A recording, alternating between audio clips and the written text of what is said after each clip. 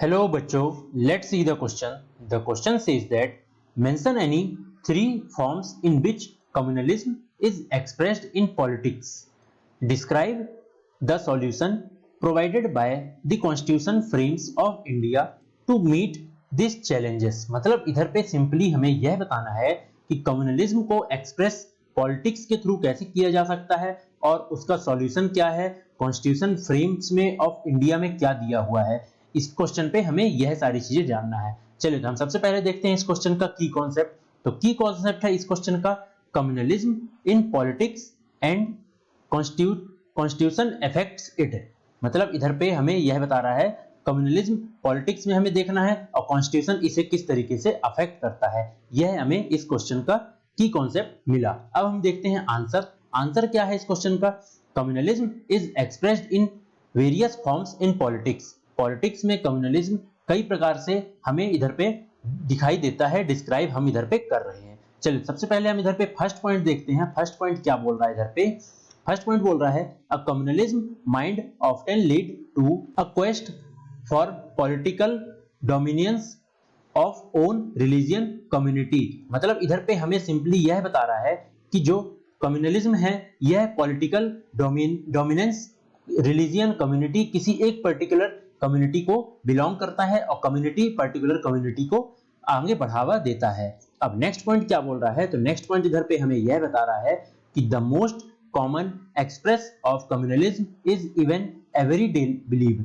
मतलब हमें इधर पे यह पता चल रहा है कि जो मोस्ट कॉमन एक्सप्रेशन है कम्युनलिज्म का यह हमें एवरीडे मतलब डेली टू डेली हमें इधर देखने को मिलता है। कुछ हमें इधर पे यह बता रहा है। और नेक्स्ट पॉइंट इधर पे हमें क्या बता रहा है? तो नेक्स्ट पॉइंट इधर पे बोल रहा है sometimes communalism takes its most ugly for the forms of communalism violence riots and massacre. मतलब इधर पे हमें यह बता रहा है कि जो कम्युनलिज्म है कई बार बहुत ज्यादा कम्युनलिज्म हो जाता है, रायोट्स हो जाते हैं, मैसेकर हो जाते हैं, बहुत ज्यादा दंगे करवाने लगते हैं। मतलब इधर से हमें यह समझ में आ रहा है कम्युनलिज्म किसी पर्टिकुलर एक कम्युनिटी को अगर बढ़ावा दे रहे हैं तो सामने अगर कोई और कम्युनिटी रह रही है तो यह बहुत ज्यादा वायलेंस में करने लग जाते हैं और दंगे करने लग जाते हैं, मैसेकर होने लग जाता है। कुछ इस तरीके से हमें इधर पे यह सारी चीजों पे यह सारे पॉइंट पे पता चला कि कम्युनलिज्म किस तरीके से बढ़ावा देता है। अब इसका सॉल्यूशन क्या है? इंडियन कॉन्स्टिट्यूशन के थ्रू अब हम देखते हैं इंडियन कॉन्स्टिट्यूशन इसे बढ़ावा किस तरीके से नहीं दे पाता है। अब हम इधर पे यह देख रहे हैं। तो इधर पे हमें यह पता चलता है कि there is no official religion for the Indian state. इधर पे हमें यह पता चला कि इंडियन स्टेट पे कोई भी ऑफिशियल रिलीजन स्टेट रिलीजन नहीं है, तो इधर से किसी भी एक पर्टिकुलर रिलीजन को हम बढ़ावा नहीं दे सकते हैं। सेकेंड पॉइंट इधर पे क्या बोल रहा है?